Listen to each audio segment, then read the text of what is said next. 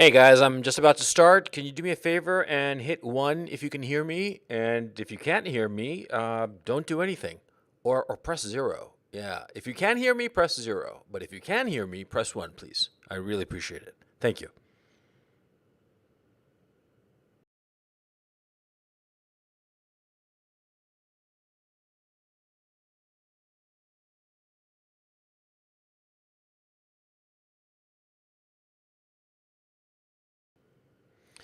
Okay, guys, thank you so much for your ones. And let me just get myself organized here, and I'm going to be starting in just a couple of minutes.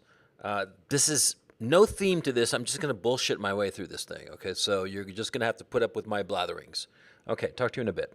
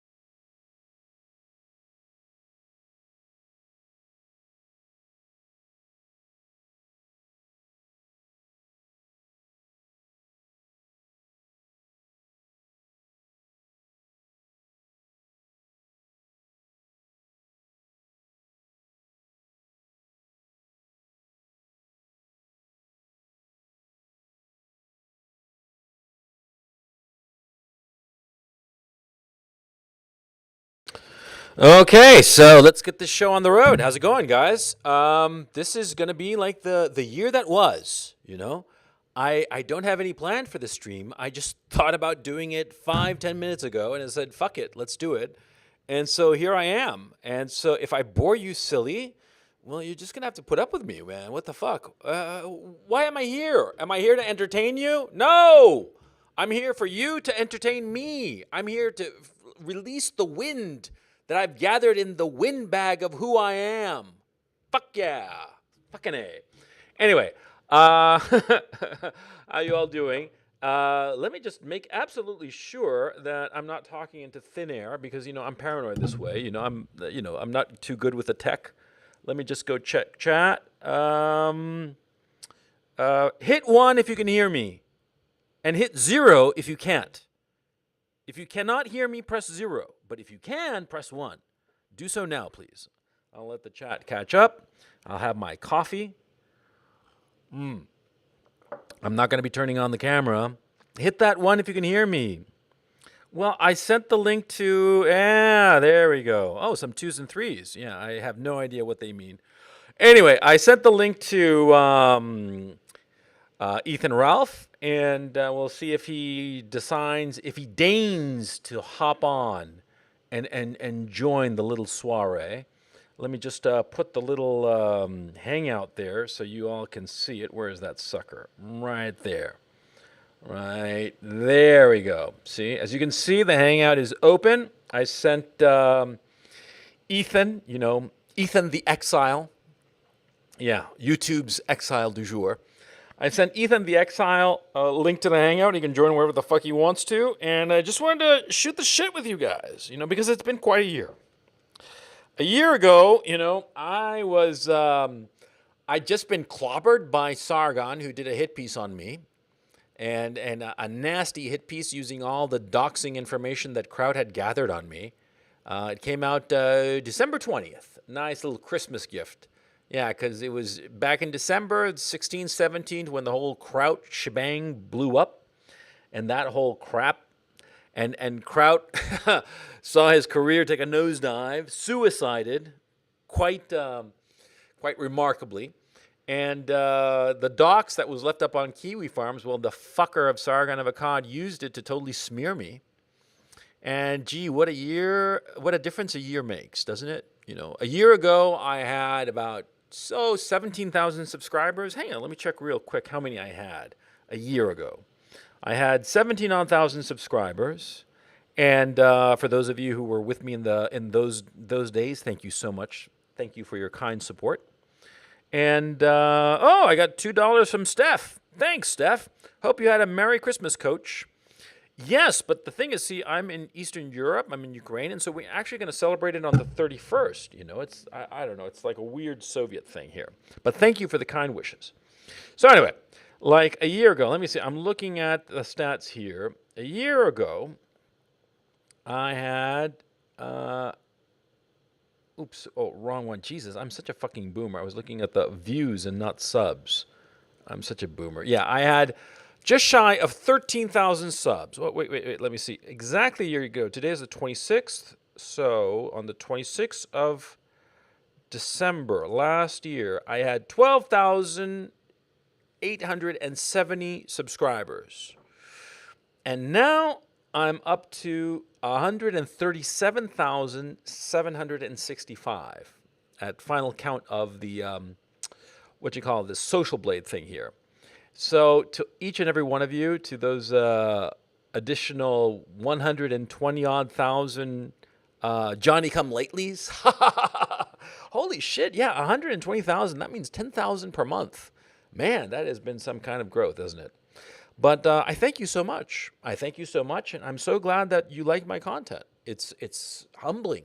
It's humbling to know that the ravings of a middle-aged fart are enough to energize 130 odd thousand, almost 140,000 people to subscribe to my channel. I mean, that's kind of crazy, isn't it? You all must be on fucking drugs, man. Oh, good God. All my fans are druggies. The degeneracy, the decay of Western civilization. Christ on a cartwheel. My fan base is the degenerate dregs of Western civilization. Oh, woe is me. Woe is me. No, I'm not drunk. If you're asking. David Henry Posadas. Hey, thank you, David Henry. He says, I hope you had a wonderful Christmas. Why does the Chilean army look like the German Wehrmacht? At least the uniform. Well, no, it's that they followed the Prussian uniforms, okay? Before the First World War, look at the German uniforms from before the First World War. That's the uniform that the Chilean army uses. And Justin Anderson says, for $20, thank you, Justin. He says, hey, Coach, cheers. Cheers to you. I'm going to have a drink on you, Justin. Thank you very much. That's very kind of you. So anyway, but since I'm not drunk yet, maybe I should have a drink. I've got a bottle of Jägermeister here, and I haven't cracked it open yet. And I'm looking for a cup. I just have a coffee cup. And so in order to get another cup, I'd have to walk around. Well, I can do it. I've got two legs. I'm mobile. I've got my little laptop that I can put on my little trolley and ride around in the old studio. I'm not going to put on the camera. I just don't feel like a camera kind of moment, I feel like an audio kind of. I feel garrulous. It's all get out, The kids are sleeping. The wife's sleeping. It's just me, and I'm just like, I wanted something talk. I wanted to just shoot the shit and vent and rave and rant and what have you. But I can't, the kids are sleeping, Anyway, I can't rant to the kids. I got a 5-year-old and a 3-year-old, and I start ranting, and they're like, Daddy, you're boring. And they go off and play with their little toys and shit. And so they're no fun, right? And the wife is like, oh, God, you're going to talk about that shit again? So again, not fun there. So I got you guys. Yeah, so I'm going to inflict this garrulousness on you guys. And I'm bringing my glass over to my super long desk. Maybe I should turn on the camera so you guys see what I'm doing. But no, I don't really feel like it. I'm just like, wait. Oh, shit. Hang on, to break stuff here. Hang on. And yeah, so I got my glass, if you can hear that. Now I'm opening my bottle of Jägermeister. Can you guys hear that? Press 1 if you can hear it. Smells like Jägermeister, not poison. Press 1 if you can hear the... I don't know if you heard that. I poured it into my cup, my glass rather. Closing it up. Just one drink. Because one drink is enough. Stock market tips, said David Henry Posadas. Stock market tips? Hell, you're going to have to pay me more than $2 for stock market tips. No, I'm totally kidding. No, I don't have any stock market tips. I don't have any stock market tips because I don't really follow the stock market. I'm not really invested in the U.S. stock markets. I haven't been invested in the U.S. stock markets in a number of years for various reasons that just make a lot more financial sense to me. I do not invest in U.S. stock. For a while back in like the late 2000s, early 2000 teens, I invested in some index funds, but I'm just not really. I much prefer income-producing assets. I'm not one for getting into stocks that are just pump and dump kind of thing. No. I lived that lifestyle back in the 90s. Okay, when I was living in New York, when I was virtually, for all intents and purposes, I was a day trader. Yeah, and that was like pumping and dumping and like, oh, it's up, oh, it's down, close out the positions before the end of the day, that kind of shit. Ryan K. Here's a degenerate fan of yours donating. Hopefully your day is going well, Coach. It is. Today I knocked out 3 videos. Boom, boom, boom. Yeah, motherfucker. And they weren't horrible. That's lucky. Because like usually I like whenever I do like more than one video in a day, it's usually I'll do like 2 and one sort of like sucks. Not necessarily the last one. Sometimes it's the middle one or the first one. It's random kind of thing, right? And either I'll later repeat that one or I'll just discard the idea because I thought it was a good idea, but then actually doing it just didn't work out or wasn't enough or wasn't interesting enough or I just didn't like it for whatever, Or maybe, my gut was just too fucking big with the wide angle lens, it was just like, yeah, so I would cut it out. Oh, by the way, cheers, clink. And here goes with the Jägermeister. Let's try it. Coach, are you shooting Jägermeister? Oh my God, it's Ethan Ralph. How's it going? Yeah, well, I figured I'd break open the Jägermeister and you would appear, and lo and behold, you are here. It worked, man. Yeah, I was fucking around with my Twitter trying to wipe it, but I forgot how shit the Twitter delete apps are. So now my Twitter's kind of fucked up. It'll fix itself after a while though, but it's just a pain in the ass. So you wiped out your entire Twitter feed? Well, no, not quite. That was the idea behind it, but it didn't work out just yet. But I'll figure it out. Jesus. Oh, man. It's just like, well, let me go ahead and look at it right now. Okay, let me refresh. And the Ralph Retort hasn't tweeted. The Ralph Retort has 34,100 followers, right? But he has somehow shockingly never tweeted. That's a good thing. So when you delete a bunch of tweets at once, it kind of fucks with your feed. I don't know. I'll mess with it later. I saw some people asking me why. Well, it's a very simple reason why. I just want to. It was Nora, right? She released those pictures of you. No, farm animals. And going to the doctor. Nah, people are going back looking for stuff to report, and I'm just kind of tired of it, so I'm just going to go through and delete everything. Oh, God. Well, see, those of us who have gotten, multiple bans from Twitter, right? Like I have, I've gone through, I'm on my 3rd account, and this 3rd account, it's totally private, and it's just for DMs, because Twitter DMs are so convenient, you can get in touch with everybody. But that's the thing I really missed about Twitter. But not having the ability to tweet now is actually a relief, to tell you the truth. It's just, that's just me, though.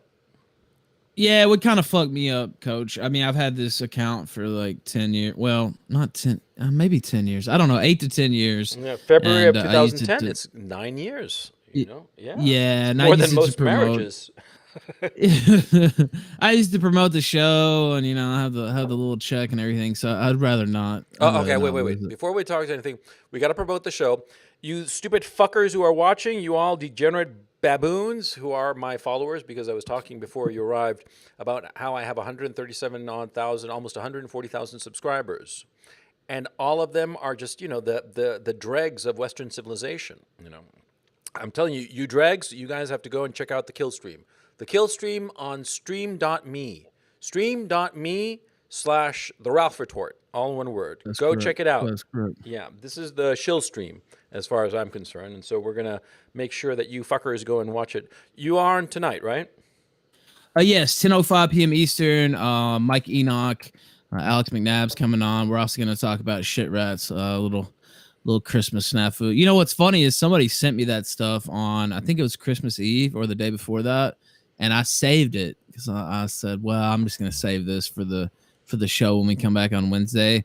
But then it ended up getting leaked anyway, so it's been out there. It's been posted in some places, but I'm still going to laugh about tonight. What? So. I missed it. What happened where his now? mom comes home and it's a disaster. Yeah, you already saw it. I don't have to explain to you, Coach. I'm pretty sure you already saw it. But yeah, I saved it. So I should have just tweeted it out, but I was saving it for the show. By the way, something well, it doesn't matter. I was going to talk about the pictures. I'm integrating more pictures into the feed. Okay, and yeah, I just have to tell you guys one thing. One of the pictures is of a former girlfriend. You guys tell me which one you think is of my former girlfriend. Yeah. So chat, you guys try to figure it out. Okay. So anyway, no, I haven't been following the shit rat thing. Well, apart from the fact that he tried to frame you for flagging Sargon's Patreon and Sargon, going along with this bullshit lie because it's politically convenient, I suppose. I don't understand his relationship with shit rat, to tell you the truth. Are they friends? Well, and enemies? he knows it's a lie too. Frenemies, I guess, would be how I would describe it. But yeah, they're full of shit. They knew that was a lie from the start. The whole Ralph's putting together a paste bin, which is just ridiculous since there was a paste bin, on me too.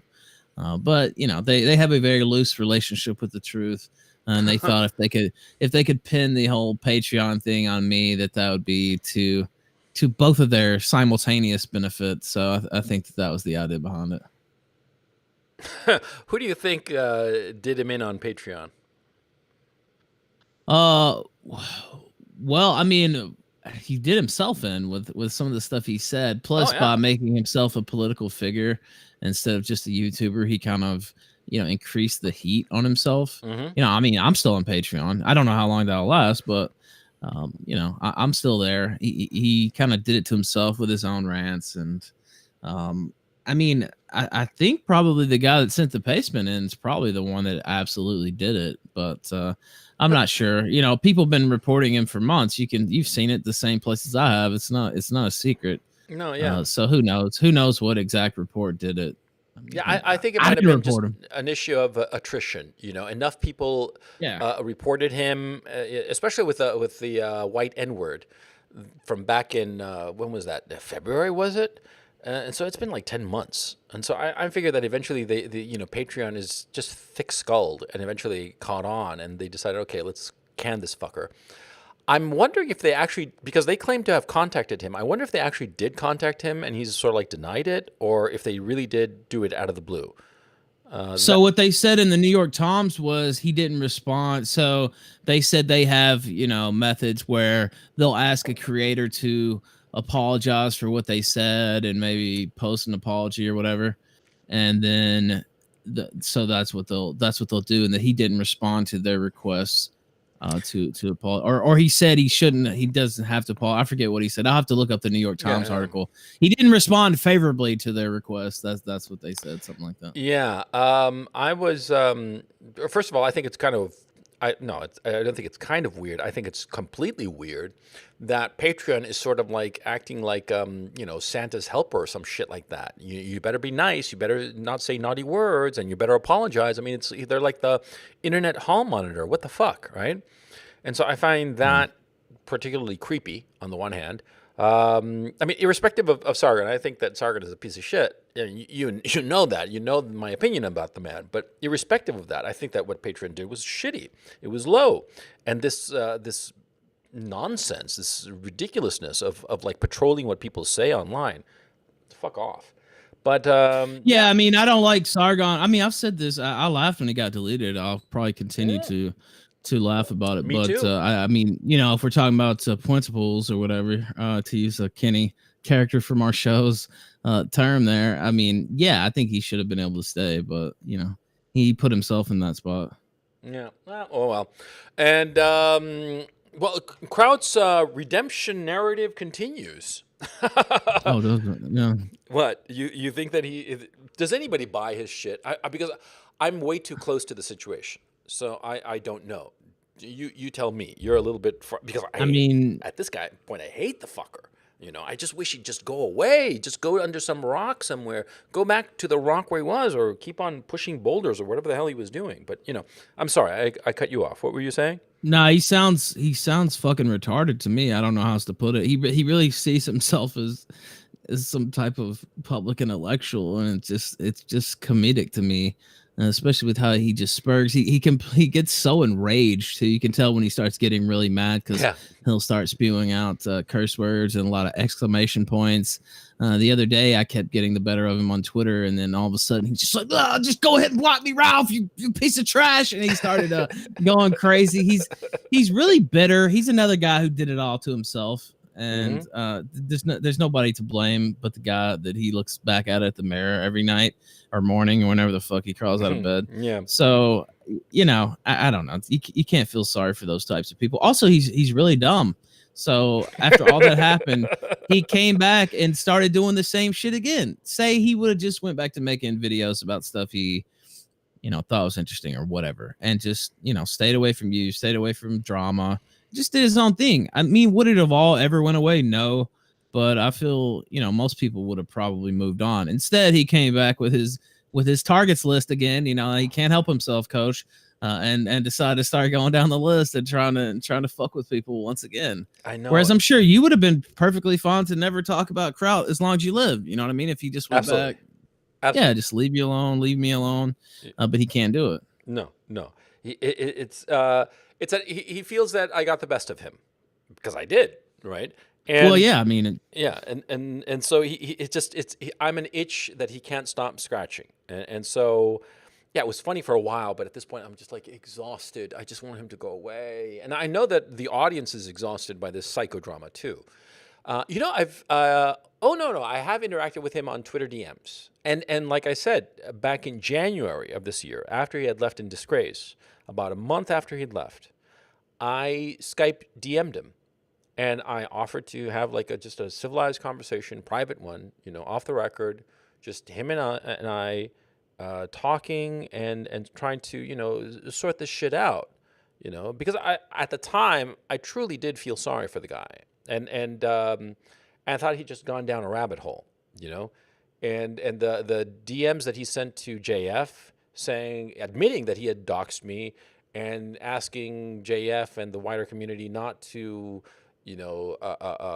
throw that much shit to the people who had helped him along, and that he was just going to go away and all the rest of it. I thought it was like a good first step to some sort of reevaluation of the guy's life, right? I felt sympathy for the man. And I reached out to him in late January, and we were going to talk, but then he sort of it faded out and didn't happen. And then I never heard from him again.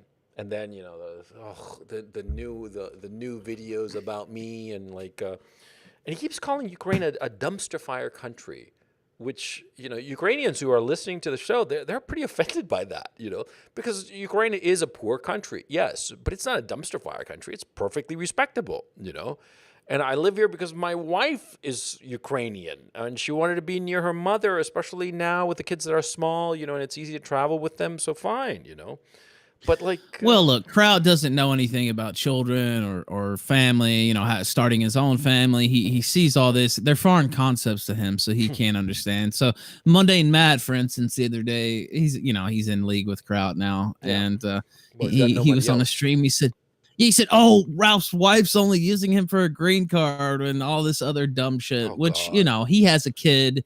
He's not married because who in their right mind would marry this guy?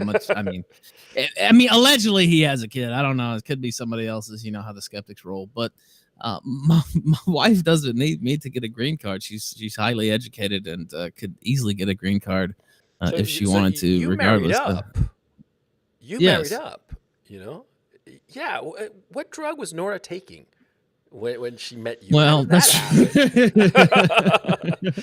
I Because did. I did I get could tell you, lucky on my that front. wife, she was drunk, like good Ukrainian. She was on vodka, and before she knew it, she was married. Like, woke up the next morning, like, who the fuck are you? I'm the guy you met last night, man. We're married, and now we're in South America.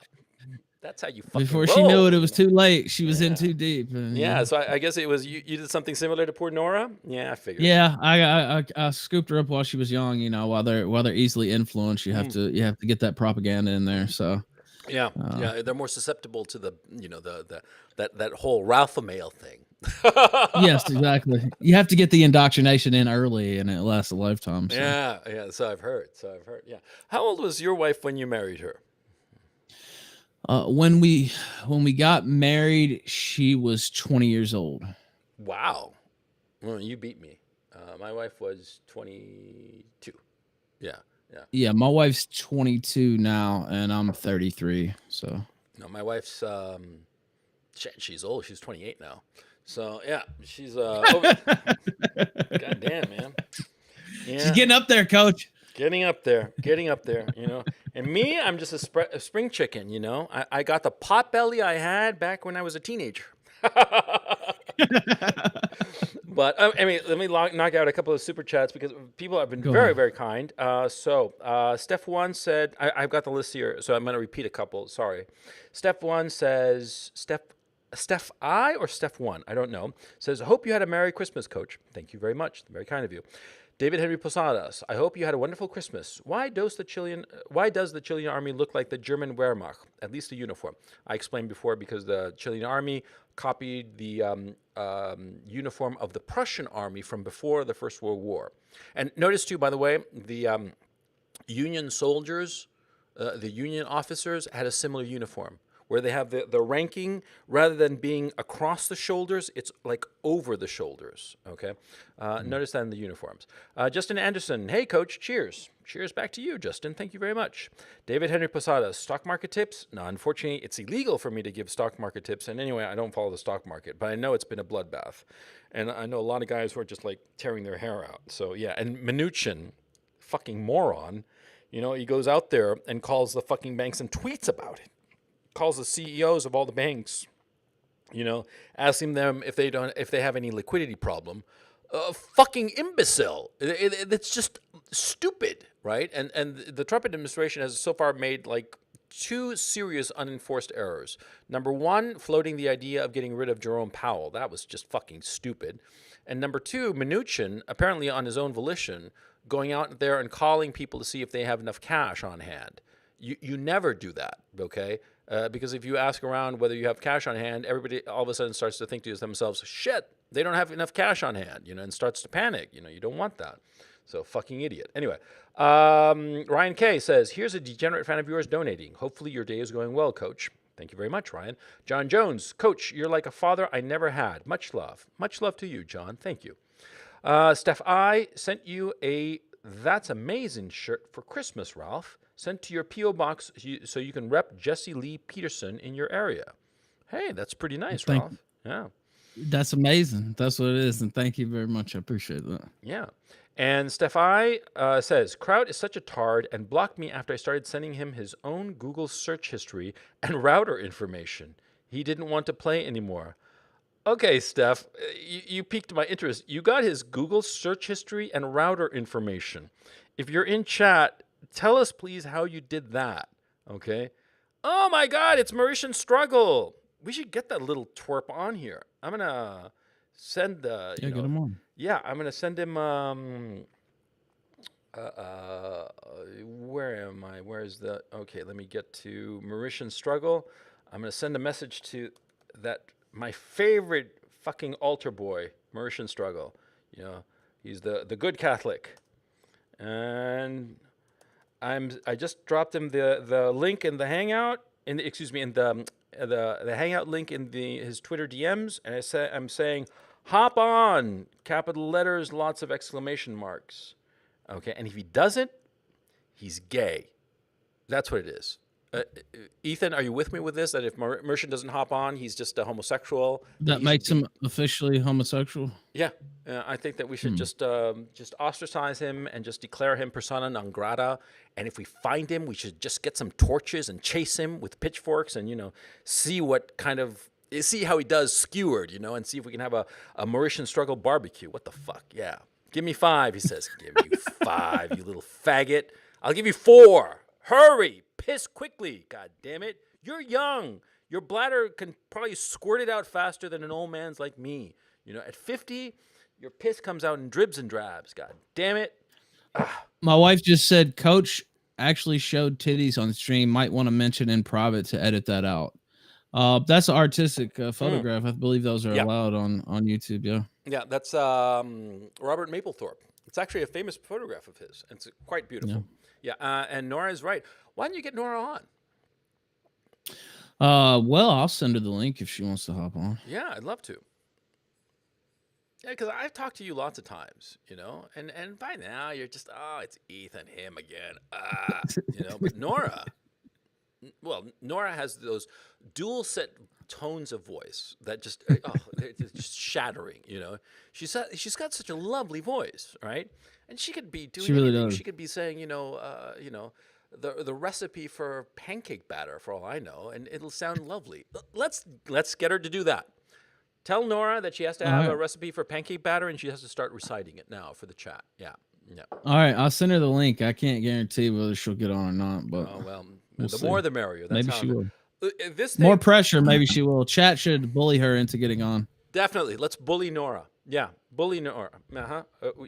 Just write N for Nora, and that's the sign that we're bullying her. You know what I mean? Capital N, yeah.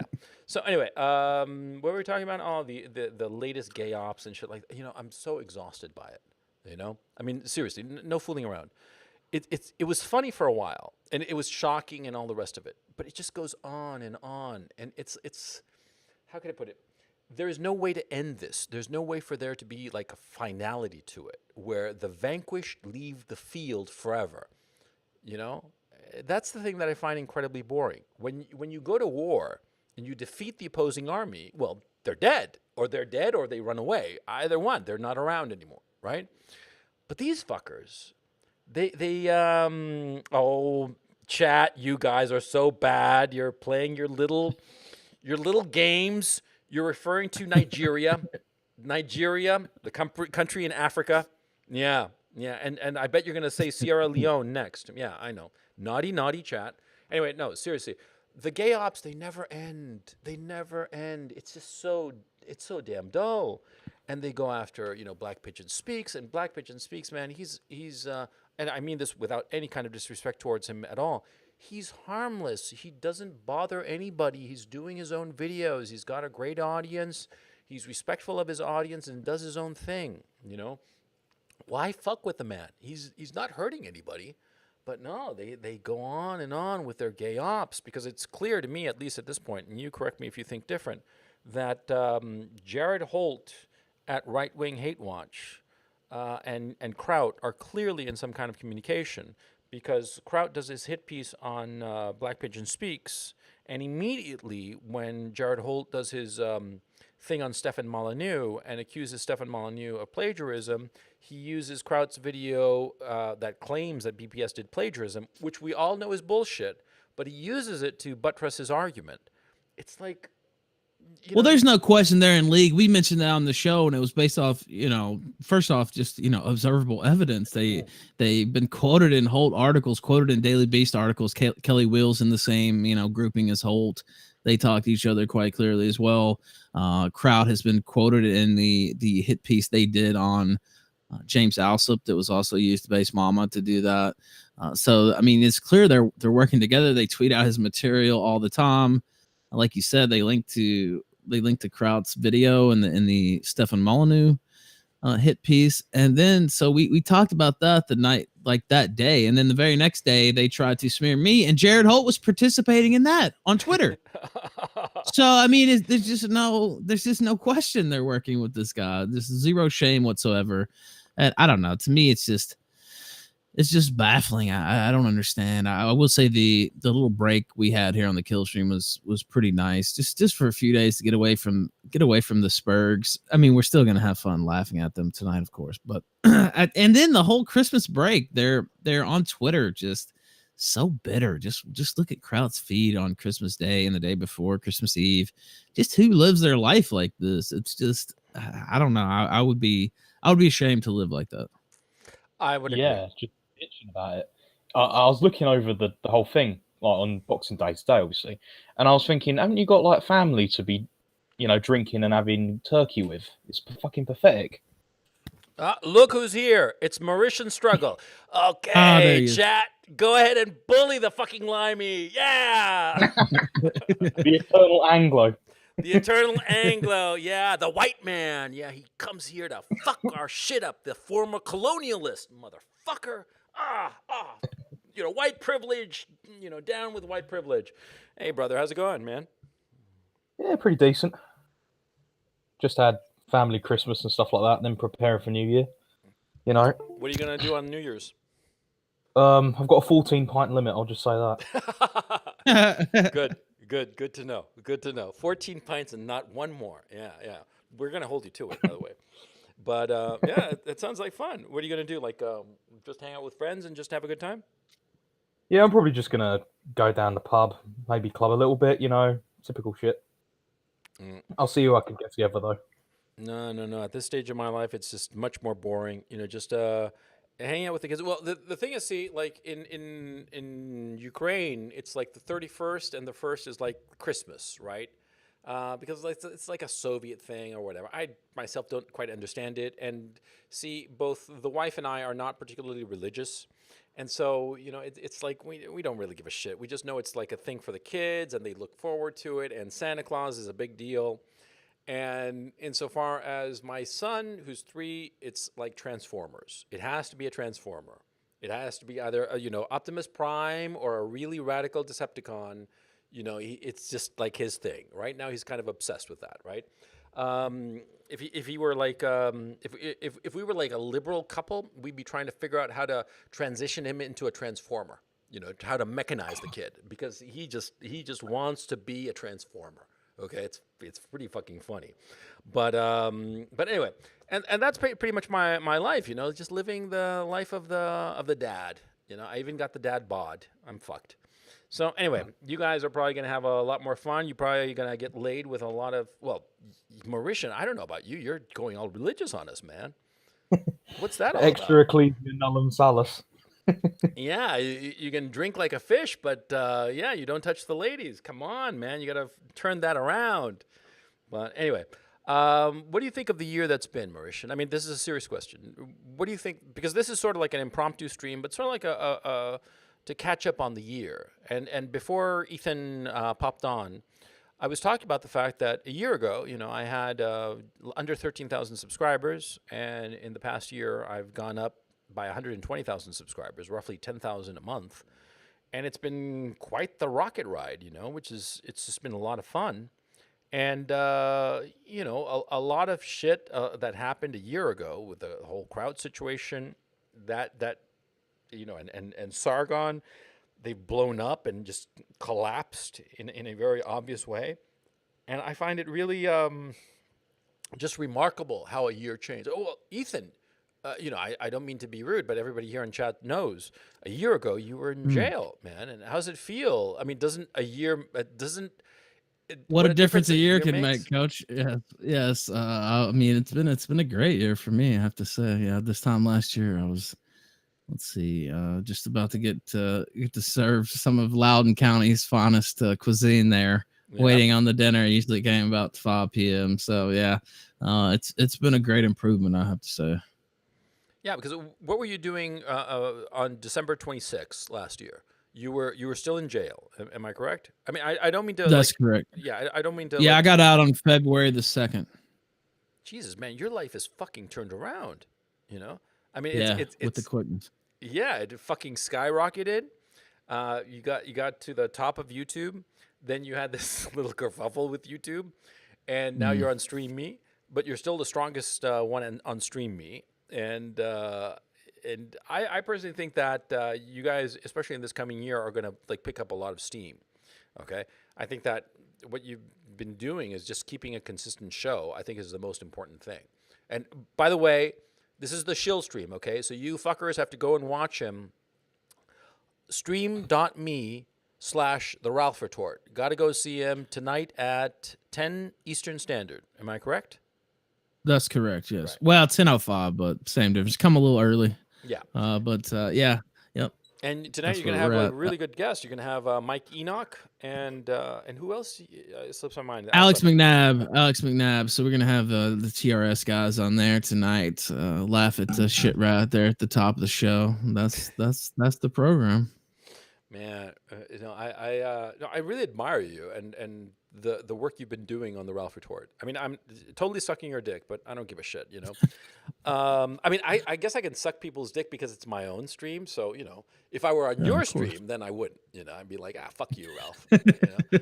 But like, since it's my stream, yeah, I can suck anybody. But yeah, it's been a roller coaster year. Mostly all in the upswing. You know, there was a little downside there, getting kicked off YouTube, but you know, in the long run, I don't know that that's going to be a huge downside. We still have a ton of support from a lot of people, and yeah, I don't know. It's been something I could have never imagined. I talked about this on Twitter the other day. Of course, those tweets aren't there anymore, but yeah, it's something I could not have imagined a year ago today, or even February 2nd, for instance, when I got out. It's just been an incredible ride. I'm very thankful for it.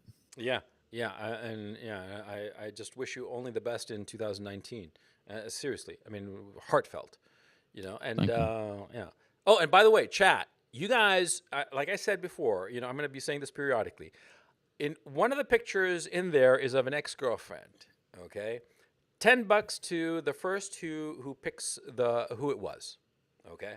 Yeah, just I don't know how to do it because they're not numbered, but because it's just all the pictures are cycling through. Maybe I'll do it like on another stream. I'll like number the pictures, because what I basically did with the photo montage is that I have like artistic pictures or just cool pictures or just whatever, and a couple of hot babes. Every once in a while, just toss in a hot babe, right? Keep people up on their toes. I mean, like give people something to fap to. I do not. I think that's part of I think that's part of my duty as a streamer, to give entertainment, good entertainment. Yeah, and Ethan, we have to throw Jess Southern's ass up on the screen every once in a while on the kill stream too. Whose ass do you throw up on the kill stream every once in a while? Jess Southern, that's Lauren Southern's sister. Every once in a while. Oh, how is she? I've never seen Jess Southern. You've never seen Jess Southern? No. You haven't seen it. You got her around wow. there? Oh, you got to. Yeah. Come on, toss me a link and I'll put it up on, and we'll give her the thumbs up, thumbs down kind of thing. Okay, I'm pretty sure I know which way the polling's gonna go there, but just look in the side chat. There's a gallery. If you look. The best part is she's actually older than Lauren Southern. Really? Well, yeah, because Lauren's pretty young. I think Lauren's pretty attractive too. I'm not down with dyed hair personally. Okay, maybe that I'm just old fashioned or whatever you want to call it, but I'm just not. Tasty. Yeah, I can get behind that. Hang on a second. Yeah. Okay. Just setting it up here. Chat. Be patient. Yeah, you little fucking degenerate fucksticks. Yeah, I know. I can imagine my entire audience right now. They've unzipped their fly and they got their pecker out, and they're waiting for me to deliver like fappable material. You fucking degenerate pigs. Oh God, it's so disgusting because I have the dregs of fucking YouTube community. You masturbators. You. Okay, go ahead. Fap to your heart's content, you degenerate baboons. Well, yeah, she's pretty good, and with the lollipop, very provocative. Yeah, bangable. Nice prop there. I wonder what she's going. For with that image. What do you think she's going for? Okay, let's get a picture up of Lauren Southern. Yeah, because Lauren Southern she's attractive, but like I said, I'm not I'm not 100% with the what you call it, with the dyed hair, right? But okay, this is incredibly superficial because I respect Lauren enormously because of the work she's been doing with her documentaries. I think that they're really amazing, and the fact that she hooked up with Kaylin Robertson, I think that they were made for each other. Coach is a chronic woman respecter. Yeah, yeah. Well, no, that's not true. There's not I'm truth in just it. fucking with you. Yeah, I'm no, no, just no, I fucking don't with you. care. But I think she does. I think she does some good stuff too. yeah, no, the thing is that there are some women that I do respect, like Brittany Pettibone. I respect her, like the way she carries herself. I totally respect her. Lauren Southern, the work that she's been doing, I very much respect her. Sometimes I think that she's a little bit too over enthusiastic, kind of thing, right? But that's like, she's just young, right? But like people that I do not respect, Brittany Ventney, for instance, I find her a Oh, skank. Oh, Mauritian, do you oh. beg to differ, or are you on agreement? No, she's fucking disgusting. Because Nah, just like a bit of a cunt. Not particularly attractive, yeah, Just kind of, you know. Like I feel like she sometimes looks like the kind of person who doesn't really shower every day. Maybe it's because I haven't seen much of her, she but she doesn't just has this shower every kind of. day. She Okay, kind of has this kind of. She kind of has this kind of like vibe to her. It's like what's a bath kind of look. Like what's her face? In Fight Club, yeah, the but Marla Singer with a far character. less Yeah, attractive. Yeah, what's her face? Helena Bonham Carter or whatever, yeah, yeah, like that, but just far less attractive. yeah, yeah. She was like, yeah, but she was supposed to be like that. She was playing a character, right? Whereas Brittany Ventney, that shit is real life. And which one? Who said, or where did the rumor come from, or whatever, that her cat shit on the bed and she didn't clean it, or something god awful like that? I'm like, oh God, no, you Nothing, know. And there are a lot nothing of about this. thoughts like that I'm like, oh man, no. I mean, like, and that's why I look at Brittany Pettibone, and okay, to tell you the truth, she reminds me of my sister. Okay, I have a kid sister. She's 7 years younger, right? And she's physically actually even not quite similar. My sister has blue eyes, but she has the same kind of hair, and they're both very like and I don't mean this in a disrespectful way. They are like bourgeois ladies, okay, and they're very like proper and prim, and I respect that. I guess I was socialized or brought up to respect women like that. And Brittany Pettibone has got that, and I look at her like a kid sister, and she's like just like my kid sister. And I imagine that my kid sister and her would get along famously, right? And so that's my vibe about Brittany Pettibone. And insofar as Lauren Southern, I take her as somebody. I respect her a lot because she's so hardworking and so trying to make a name for herself, a serious name as a journalist. I really respect that effort. Okay, I think that that's laudable, commendable, and I truly wish her nothing but the best because of that effort. Okay, but like Brittany Pettibone, excuse me, Brittany Venti, ugh, no, I want to get the fuck away from that godforsaken woman. What other thoughts are there? I mean, which one are the famous ones? The one's in prison because of the IRS, I guess.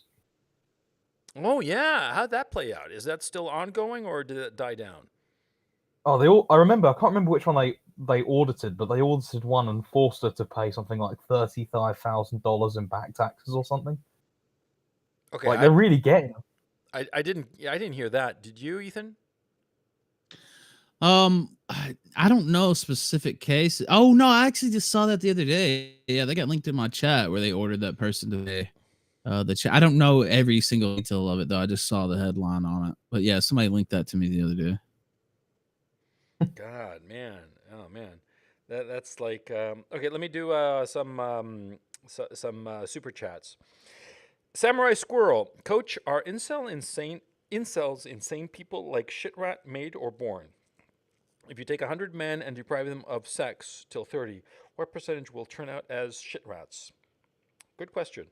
I think that incels are guys who don't know how to play the current deregulated sexual marketplace. And so, like 100 years ago, 200 years ago, some aunt or some cousin or whatever would have hooked him up with a nice girl, and they would have gotten married, and that would have been that, right? But now in this deregulated sexual marketplace where it's just a free for all, it's the 20-80 rule, right? The 20% of the guys get 80% of the girls, and the 80% of the guys get the 20% of the girls. And frankly, it's really like the top 20 get most of the girls, then the next 30% get what's left over, and the bottom 50 are pretty much left holding their dick in their hand. And that's just unfortunate. I think that it's a social disaster, and we should fix it because eventually the incels are going to rebel one way or the other. It always happens throughout civilization. Look around. So what would the fix be? Actually, I think David Sherratt's right. I think he's doing the right thing. I mean, if you can't get the GF, why not be the GF? he can pleasure himself, give himself comfort, self-love kind of thing by being both sexes at once, being David and Davina. Interesting turn. It scares me that he's wrong than me. It's like a living version of Orlando. The Virginia Woolf novel. Oh, too nerdy for anybody here. Okay, let me just do the super chats real quick. Charlie Brown's teacher, love an impromptu. Yeah, so do I. Thank you, Charlie Brown's teacher. Metacurist Murdochian Archiver. MMA says, we confirmed that Jarrod was getting info from Kraut. Oh, you did? Thank you. Ricky Spanglish, come early so Ralph can be late. Gay and muted. Steph I, Coach, we only fap to the war picks, lol. Oh, you fucking sickos. I knew it. You're all fucking sickos. Jamie Walford, hey, Alexa, play Despacito. Which one's Despacito? I don't know what you kids are listening to. I don't pretend to be, hey, fellow young people. I don't play that game. I'm not Steve Buscemi. I don't think anybody unironically listens to that song. It's just kind of shit, to be honest. Anyway, no, but you know what I was listening to this afternoon? I was listening to Flock of Seagulls, I Ran So Far Away. That pretty much proves my age. Anyway, going back to this impromptu thing. Yeah, I just wanted to do like a weekend review. I mean, like a thing of like the year in review. So there were the gay ops, right? And there was the Phoenix-like story of Ethan Ralph, our own Ethan Ralph, rising up from the ashes of incarceration into YouTube glory, then falling once again, because of YouTube evildom, and now rising once again on stream.me/The Ralph Retort, right? So what are your plans? Right. I mean, by the way, who's this female scragger that just wandered into the stream? I'm not sure who that is. Good evening, gentlemen. How you doing?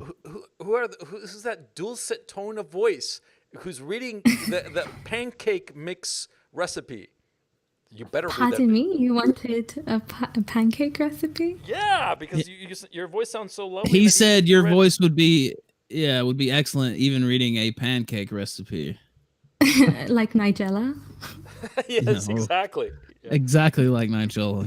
Well, I don't have one on me, but I guess I could look for one if you're so eager to hear it. We've got that Yes, fetish. see if you could find one. Yes, we got that fetish. Yeah, we're the pancakes mix fetish. Some people are furries. So lovely to talk to you again, Coach. Right? Yeah, because you and I forget when we spoke, but we spoke briefly. The Kavanaugh. Where? The Kavanaugh thing? The Kavanaugh stream, we spoke like for 2 seconds. You were like, oh, Nora, you're a woman. Don't you think she's lying? And I was like, yeah, Coach. Yeah, she was fucking lying. Yeah. I mean, if she hadn't been lying, would they have dropped it as soon as he got confirmed? No, they would have arrested him or whatever. Yeah. But anyway, how you doing? Good to hear from you. I'm doing good. I just got out of the shower when I heard about the stream thing. So I quickly wanted to take a shower and do my night routine before I jumped on with you gentlemen. Plus it takes about 20 minutes for my laptop to start up because I got robbed and bought a really shitty one. So that's robbed. My life. I didn't get robbed. I robbed myself of my money by buying a $250 laptop. Oh, come on! You never go cheap on that kind of stuff. You got to go all the way, because there are some things that you can be cheap about. But I think at this day and age, computers are not one of them. Unfortunately, you gotta go for broke there. But anyway, how have you But I been? thought I was just gonna watch YouTube videos. I've been good. So I started my placement year, so I've been really busy that I can't even watch my own husband's streams. I have to watch them sometimes in the hospital library or when I'm doing work. But how are you, Coach? Last time I saw you were making videos on that little walker thingy. Is it actually a walker, like an old person's walker, that you make your videos on? No, no, no, no. What it is it's very simple. I made like this writing desk so I could like stand up, and I put it on wheels, right? So I could move it around my studio like convenient. I have everything on wheels in the studio, just to make it just convenient, just to move stuff around as I see fit. Because I also use the studio to film stuff, to film my videos, right? And Okay. so I just got into the habit of like walking around with the with this little table. Okay, so let me describe it. See, it's a flat piece of table.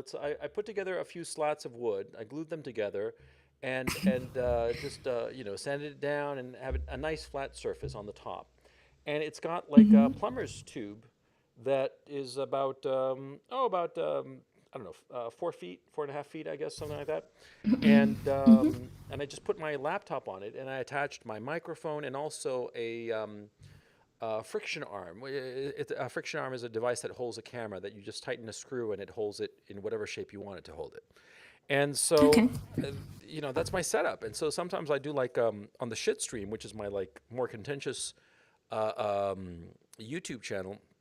I just do these videos and I film it there, and I put like radical visuals and whatever just for the hell of it. Just crazy filters that make it look all neon and crazy and stuff. Yeah, and I walk around with it sometimes when I'm talking because just sitting, the hemorrhoids just get too big, and I just got to get up. So Wow, I didn't need to know that about you, well, but you're a thank you doctor. for sharing. You're a doctor, soon to be a doctor. You're like the smart one there of the pair, right?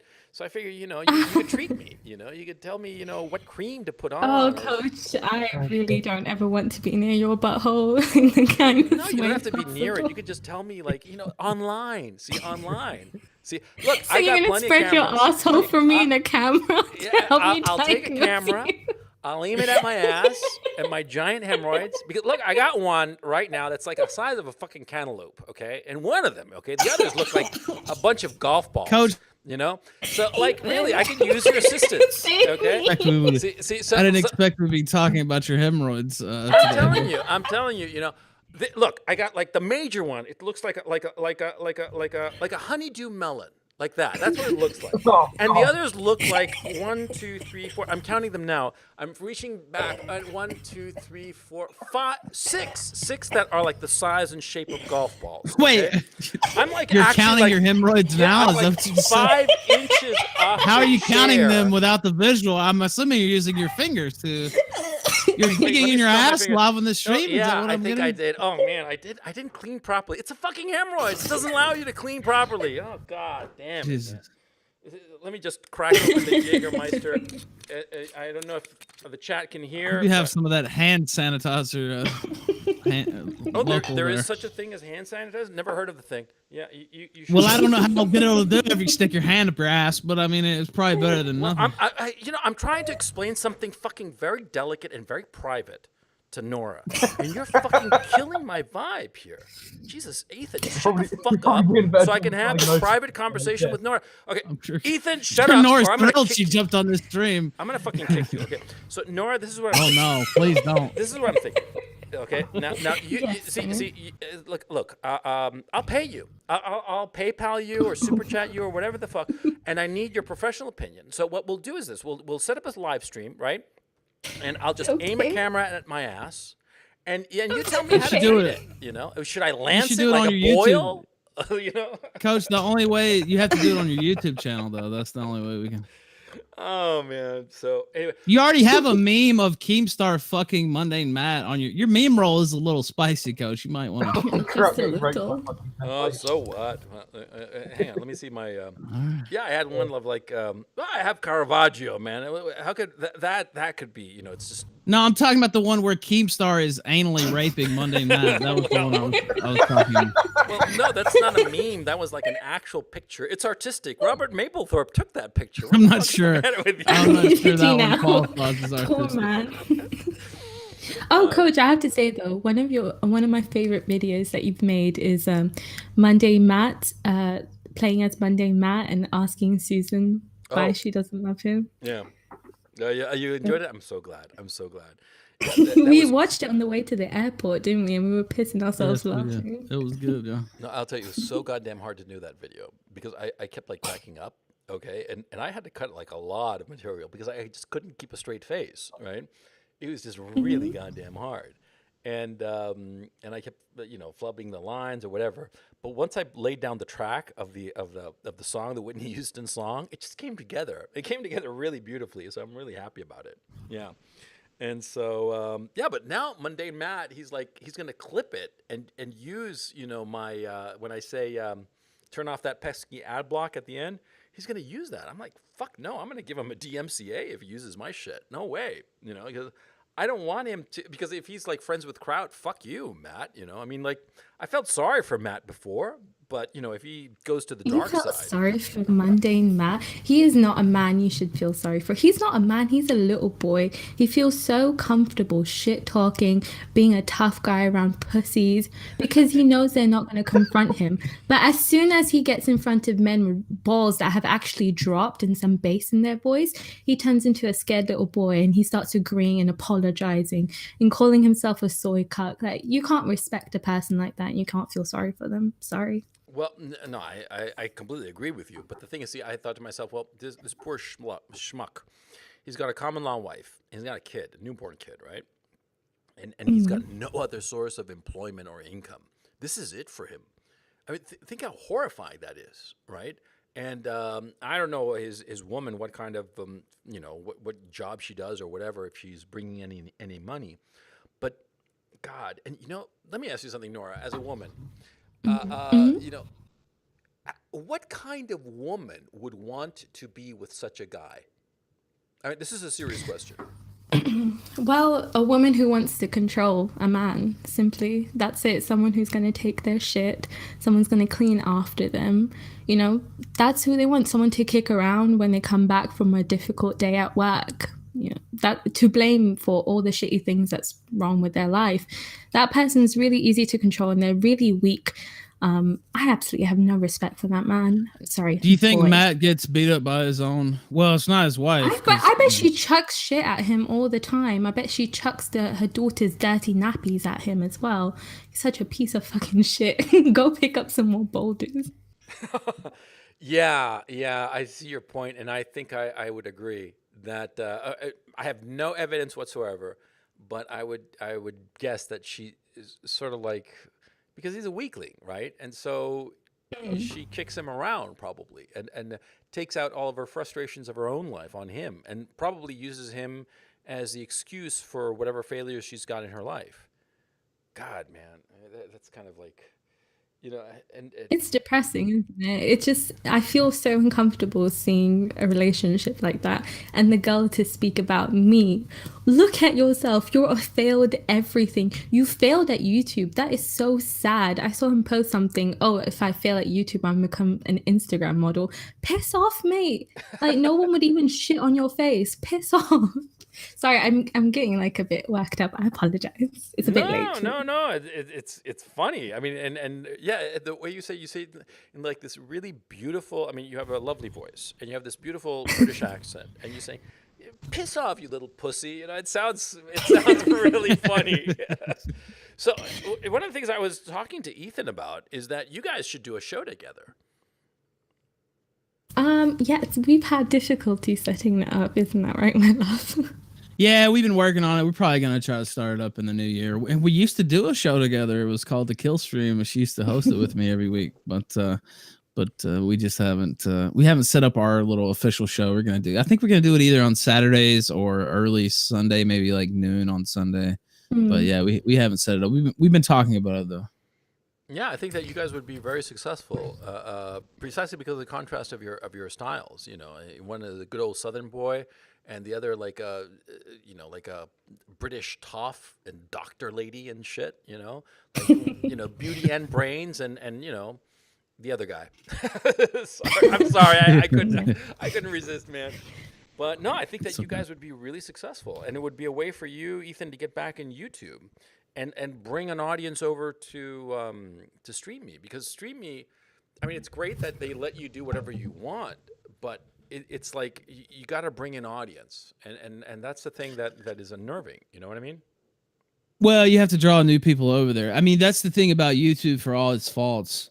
There's a huge base of people always on YouTube. So when we would be trending, top 5 every night, a lot of new people would be drawn to the show. Whereas we have a dedicated base that followed us over to Stream Me, but you have to keep drawing people in. Well, you want to keep drawing people in. I don't know if Yeah. you have to, but No, you that's have to. that's the goal. Yeah, long term, you pretty much have to. So, yeah, I agree with having a little show on YouTube. Different. I mean, it wouldn't be like the kill stream. Maybe a couple overlapping topics, but for the most part, it would be a different type of show. Yeah, because like I've been noticing on Patreon, right, that I'm sort of like, every week roughly, I'm going through about between 5 and 10% of my audience on Patreon sort of like cycles through, because I can tell because of the people who pledge and then delete their pledges, right? And unlike YouTube, I can't tell, because you just get a number, and a flat number as to who joined or left on any given day, if it's a plus or minus number, right? But you don't see the flow of it, whereas on Patreon you can. And yeah, you've got like roughly between 5 and 10% fortnightly, okay? Between 10 and 20% per month, I would guess then. And it's sort of like they sort of like flow in and flow out, and you can see it, and it seems to me that all the social media is basically that you need to constantly bring in new people, and there has to be this new flow, like a rejuvenating flow. And well, Medicare is on finally, and how's that affecting Stream Me? Well, it's brought a lot of people over there. I mean, and what he's doing, he's kind of splitting his streams, doing a stream on YouTube, then doing the Stream Me stream, which I think long term is actually a better strategy, not just for him, because he has a huge YouTube channel, and he can get his licks in on YouTube, then do a little stream over on Stream Me, maybe a little more informal. He's playing some games. We're gonna do the Mortal Kombat showdown on Sunday. Do some stuff over there that he might not do on the main channel. But it also it's pretty much an advertisement for Stream Me too, and it kind of draws more people over to the site. So I like what he's been doing with that. Yeah, but I wish he'd get back to making videos. That's the thing. I mean, streams are all great and stuff, but then it just becomes judging art contests and stuff like that, which is fine. But I like his produced videos, the produced polished videos that he used to do. And I don't think that he's been doing any of those in the last long time. I mean, I'm not shitting on the man. I'm just saying, I wish he would go back to that style, because that's the style that I personally preferred. Oh, by the way, right there, you're gonna see it, Mauritian, is your meme of Kraut and Pepe. What is it with you and anal raping? Is that another anal rape in that meme? What is going on? No, that's well, Mauritian, why didn't you talk about it? That was you. You made that meme. I stole it, but you made it. Well, I mostly just wanted to see how revolted I could make Todd Lewis, because I sent it to him first. So I thought, what would wind up Todd Lewis the most? So I did that. What's happened with Todd Lewis? I haven't seen him in a while. I don't know. Maybe it's the spaceship. Oh, that's a low blow. That's a low blow. Okay, Mauritian, why don't you explain why that's a low blow?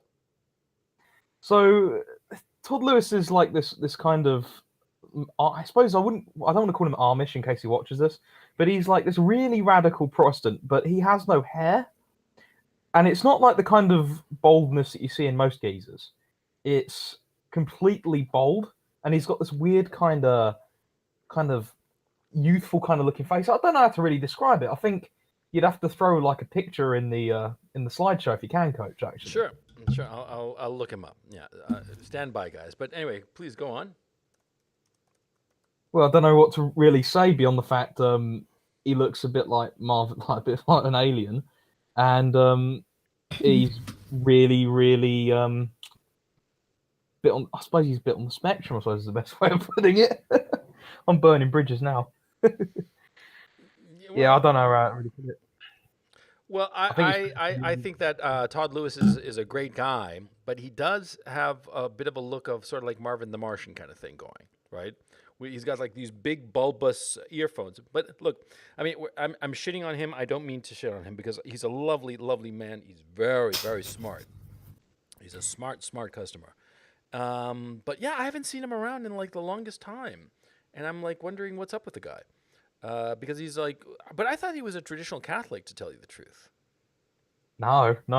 He's like, in fact, he hates Catholics. Like, there was a whole schism in the trad community where he was like throwing a fit, and then he went off and did his own thing, and now he's kind of disappeared. Mm-hmm. I don't know what happened there. Okay, what's the name of his channel? I think it's Praise of Folly or something like Right, that. Praise of Folly. That's it. Praise of Folly is the name of his channel, and I'm. Oh, I think I found a picture. I'll put it up here for the chat. Hang on just a second, guys. Oh no, he's still streaming. I just haven't been paying attention. Pardon? Yes, go ahead. Oh, I thought that person spoke. Sorry, that person. I don't know their name. Oh, it's very. Mauritian Struggle. He's the one who roasted Sargon. I don't know if you remember that call with the where they're discussing his membership in UKIP. That's still Oh really yes, funny. so yes, that was brilliant. Well done. That Thanks. was fucking devastating. And you actually pulled the. Have you read Locke, Sargon? Oof. That was just. That was just. I cannot believe you pulled that. Oh, by the way, right now you can see this is Todd Lewis. It's on screen now. Yeah, he's got a unique look, but he's a very sharp. He's a very smart guy.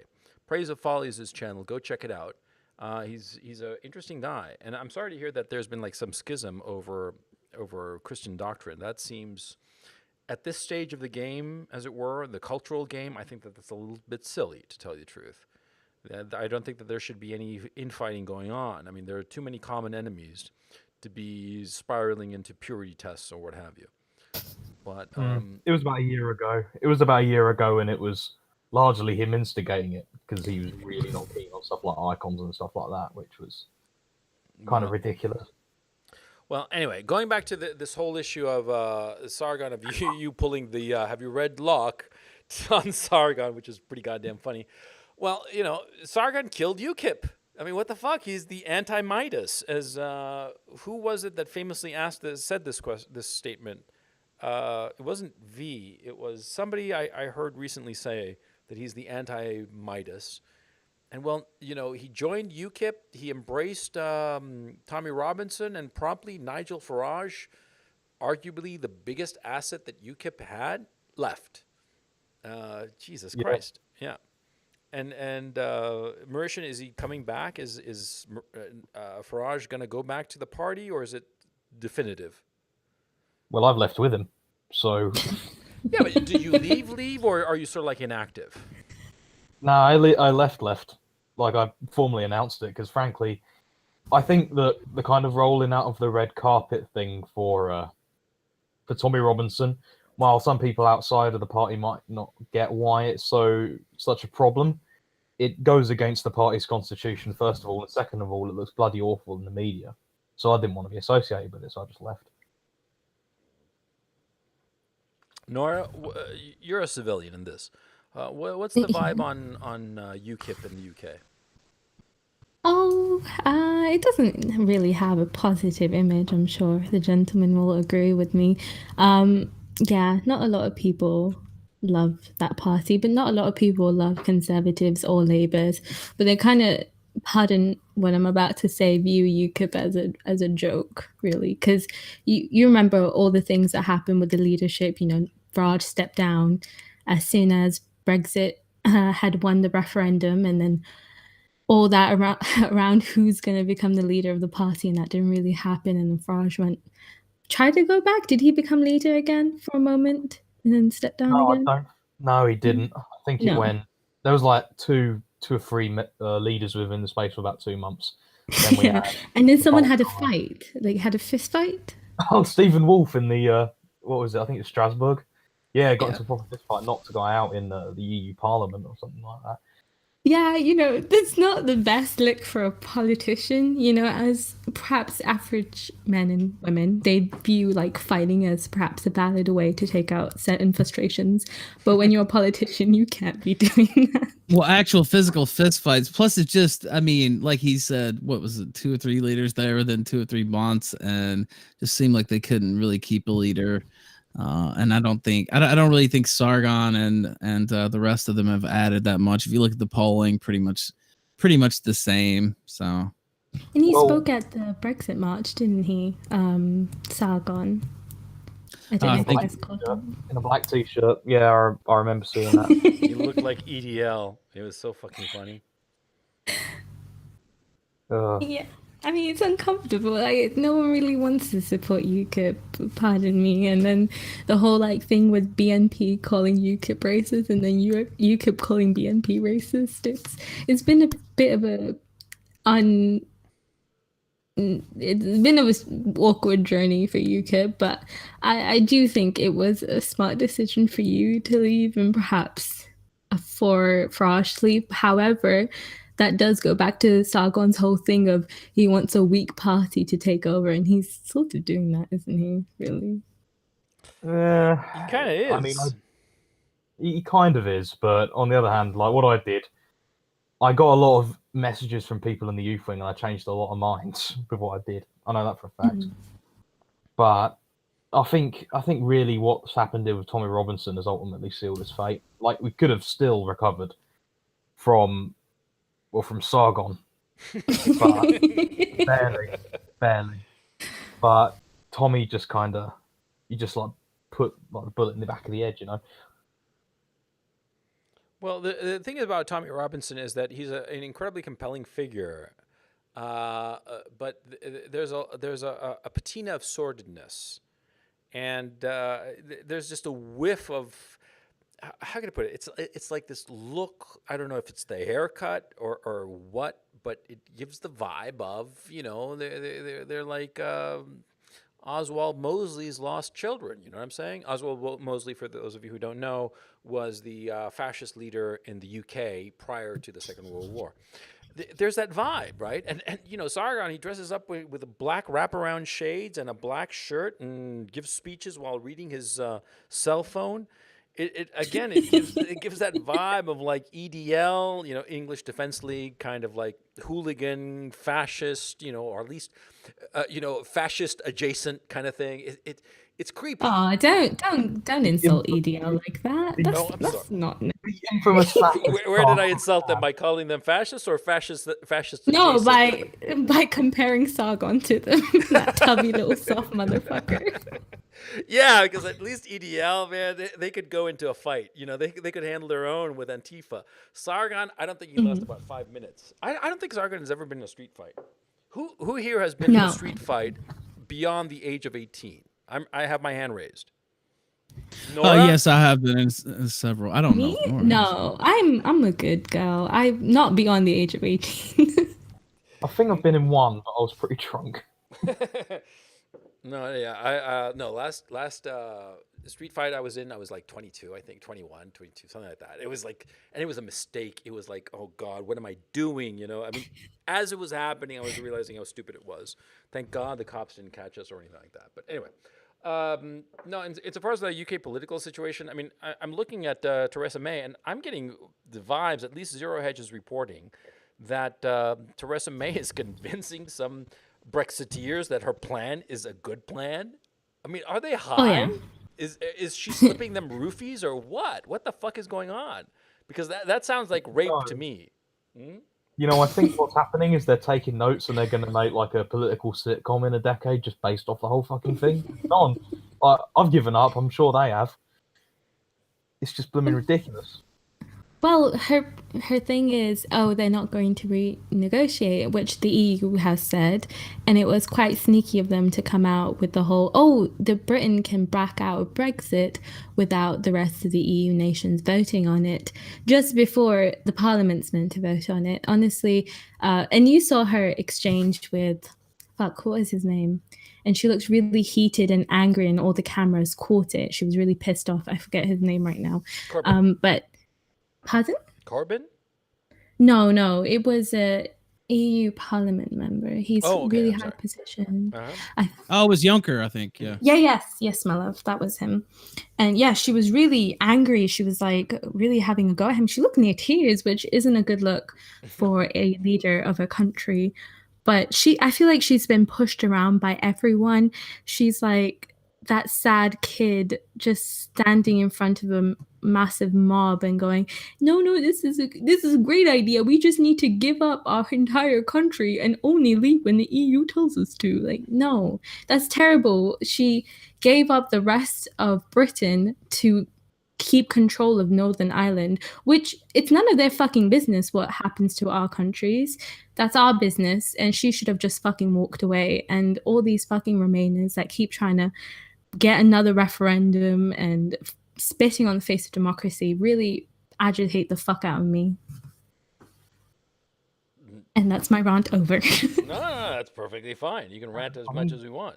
I mean, dealing with the fucking idiots at uni, like I sometimes talk to the Remainers at uni. Like I went along to the Liberal Democrat Society, and it took them an hour and a half to figure out I was actually in fucking UKIP because I just sat there quietly listening to them, and they're all whining. It's like, oh, it's going to cost me so much more money to go on a holiday to Spain, and it's like we kind of have like a country here to run, and there are more people in it besides you. You know.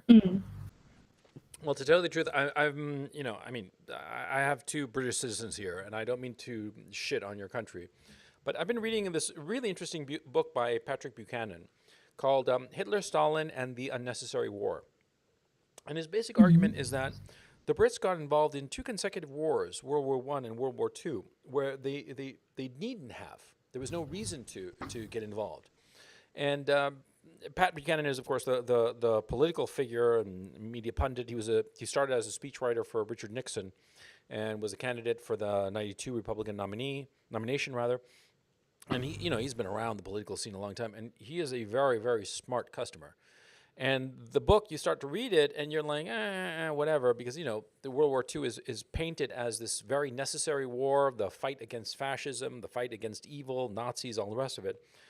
And I finished it the first time I read it. I was like, the guy has an argument, and like I said, the argument is that the Second World War, especially, was not necessary, and that the British guarantee that they would go to war with Germany over Poland, but they would go to war with Germany over Poland, but they wouldn't go to war with the Soviet Union over Poland when the Soviet Union conquered half of Poland in the Molotov von Ribbentrop Pact, right? Basically, Buchanan is saying, well, look, this is stupid and incongruent. Churchill and the British government should have allowed Hitler and Stalin to just beat each other silly and just stayed on the sidelines. And from everything that Hitler did, it was clear that he didn't want to have a war with Great Britain, and that Great Britain was the one who decided we're going to go to war with Hitler, needlessly, from the point of view of Buchanan. And it's a very, very compelling argument. And you start looking at a lot of the policies that the British have been doing over the last 100 years, and you start coming to the conclusion that a lot of them were very stupid policies, extremely stupid, that were pointless, and it hurt the UK. And so I read that, and now I'm looking at Theresa May. I read this deal. It's a horrifying deal. It is a catastrophic deal, okay? Because it's incredibly expensive to the United Kingdom. It basically opens the door so that any one of the 27 countries of the EU can essentially blackmail the United Kingdom over some paltry trade issues like the fucking French and the fishing rights, or Spain and Gibraltar, or what have you, and they can never leave. The deal puts the UK in a worse position than if they just remained in the EU. And yet Theresa May is pushing this, and there are a substantial number of MPs who are like, yeah, sounds like a good idea. It sounds insane. And so I get to the point and I say to myself, well, the Brits, they have a lovely culture, Shakespeare and Carlyle and all the rest, the beautiful language and all that. But, if they want to commit suicide, you can't stop them. It's like the Swedes. The Swedes want to commit suicide. What are you going to do? If they really want to kill themselves, step aside and don't get splattered by the mess. I mean, that's my thinking at this point, because that's what it looks like to an outsider, that the British government is killing its own country. Sorry for ranting. I didn't mean to rant, but it's just as an outside observer, I mean, I can't really disagree with him, to be honest. Nah, it's all right. Go off, Coach. I got to jump off here though, because I got to get ready for my own show tonight. But but I appreciate you having me on, man. No, it was great having you on, man. And just leave us here with Nora. Yes, and but pretty sure she'll be. I'll just tell you right now, you better keep an eye on Mauritian. Because he's a sweet talker. He's gonna take your woman off your hands, and you're gonna be left in fucking the States, and you're gonna get a Dear John email. Yeah, you better watch it. Coach, it's all right. Oh, you haven't heard Mauritian talk. Sargon can tell you. Coach, you're transferring your own life experience on over here to me. I don't think we. But yeah, man, it was good talking to you. We'll catch up again before Sunday. Okay. Catch you soon. All right, Take man. it easy, man. All right, peace out. But no protection now. No, I'm gonna wind down the stream in just a little bit, chat.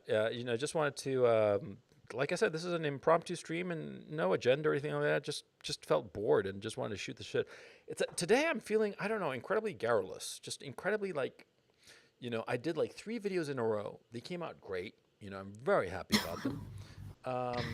And so I'm like, just feeling great, and life in general is just very good. So and I felt I'd top it off with one stream, an impromptu stream, and it seems to be going great. Chat is saying here, CRP is always right. Fucking A, I'm always right. Goddamn right, you little shits. You should know that. When I say something, that's the way it is. That's the way it is. I'm telling you right now. So anyway. That's the Coach's brand of cockiness we're all used to. Coach infallibility. Yes. Coach infallibility. I like that. Yeah. I'm going to trademark that. Yeah. Fucking A. Yeah. I'm going to make toys, dolls. Yeah. Because kids love their little dolls and stuff, right? That'd be anyway, fucking creepy. Yeah. They nuzzle their dolls when they're in their safe spaces. Don't you know? That sounded creepy as fuck. That's disturbing. You have children, correct? Yes. I have 2 small children. Get away from you. Oh, thanks. I feel so much better now. No, to tell you the truth, okay, I'll tell you the truth, that what I really wanted to do now was sort of like shit all over Kraut, because I was so pissed at him and his little goons, the little, what you call it, the liberal sanity squad or whatever his name is, and Mundane Matt, and they all had their little, their little sewing circle, the sewing circle of losers, and they're doing this live stream that came out a couple of days ago or whatever. And at one point, they're shitting all over me. And it really, you know what really bothered me? And this is going to sound insane, but it really bothered me that they shit on me. That's fine. They call me all sorts of lies and slanders. Fuck it. I could care less. But they talked about Ukraine as a dumpster fire country. Kraut did. Saying that I couldn't live in a civilized country and that I was reduced to living in a dumpster fire country. Last year I was living in London. I was living in Notting Hill, right? Really? Interesting place to live. Why? It's a dumpster fire? No, it's fine. It's good. If you. Oh, God. What's that? That's like British sarcasm. I feel that, there's like invisible writing over my forehead now saying, you're a schmuck. What did you just say, Nora? Let's just say that eccentric. Yeah, let's use that word. Eccentric. What? Notting Hill? Notting Hill is sort of gay, but sort of like fashionista. I think it's a little bit rich. I think it's a little bit rich of Kraut to be saying that, considering he's forgotten what the sun looks like. Well, I think it's a little bit rich of him to say that I'm this, that, the other, a failure, as he calls me, or what have you, when he's broke and he has to borrow money from his brother to buy a video game, and he tells that on some Twitter. You saw that tweet? No, I Mm, haven't seen it. Okay, yeah, well, I did. oh, Nora, you saw it. Well, okay. For those of you who haven't caught on, he tweeted out, when Red Red or whatever the fuck the game is called. I don't Oh, know. Red that Dead one. Redemption, sir. Oh, that one. When it came out, right? He admitted on a tweet that he was broke until November 1st, so it was slightly ashamed to borrow money from his brother to buy the game. And I thought that was so pathetic. Okay, because how much is the game? 50, 60 pounds? I don't know. I haven't bought it yet. I'm waiting until my husband tires of his and I'll take it. Okay, well, fair enough. I personally would not buy a video game because I just don't do that. But fine, whatever. Well, you're 50, so Yeah, it's understandable. he's borrowing money from his brother to buy a video game.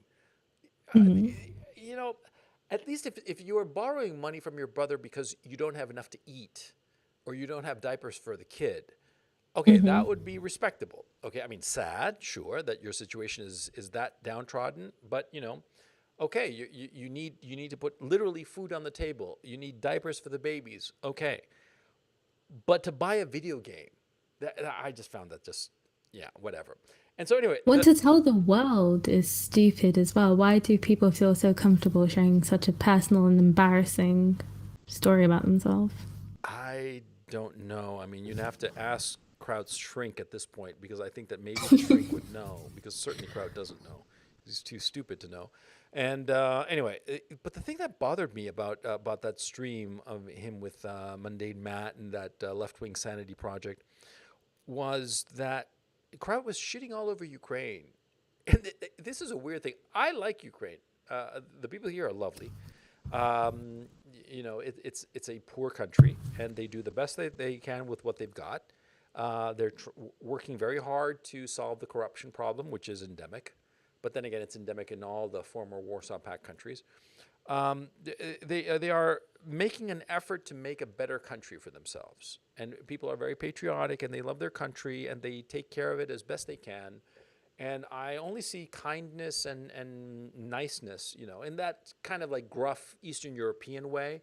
But they're fundamentally decent people. I love the country here, and so when somebody who doesn't know about it talks shit about it, it bothers me. I don't quite know why. Perhaps it's because my own experience has been a positive one, and I don't like it when somebody shits all over people who have been very kind to me, and so maybe that's it. I don't know.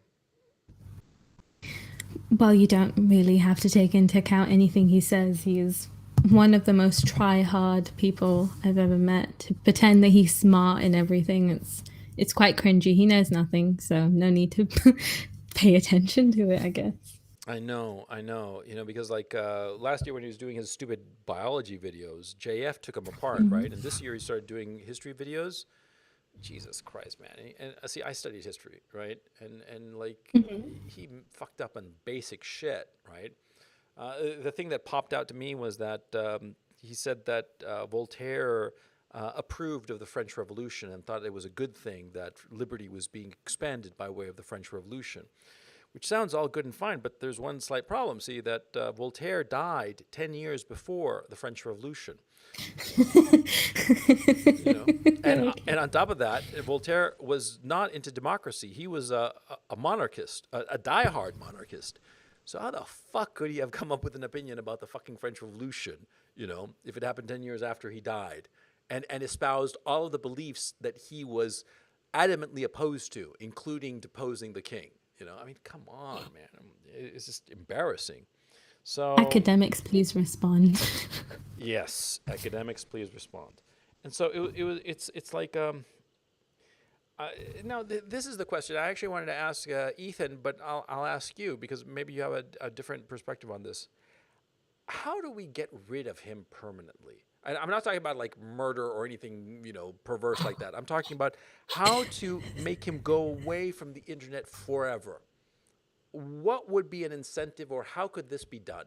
How could these tasks be done? Because I'm just tired of the guy. I'm sick and tired of him. I just want him to go. It's like this never-ending TV show. You know what I mean? It's like a haunted house from which you cannot escape. But it's not even scary anymore because all the what you call it, the ghosts and all the tricks and all the rest of it, and so it's just dull at this point. It's just pedestrian. You just want it to be over. How do we get out of this haunted house? How do we get rid of Kraut? And like I said, to emphasize, I'm not saying of any kind of harm to the man. I could care less about the man. I just want him to just shut his channel down and go away. Or keep his channel, but just leave us alone. How do we accomplish this task? This is a sincere question. Who are you asking? Anybody. Mauritian, you, anybody.